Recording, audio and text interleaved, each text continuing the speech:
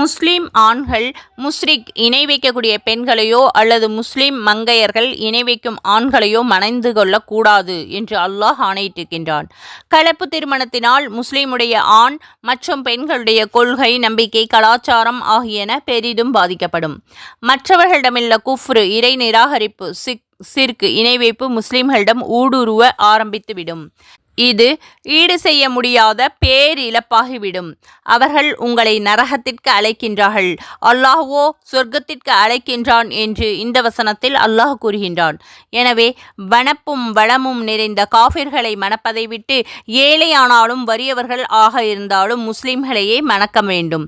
கவர்ச்சிகரமான காஃபிரை விட ஒரு அடிமை முஸ்லிம் எவ்வளவோ மேல்.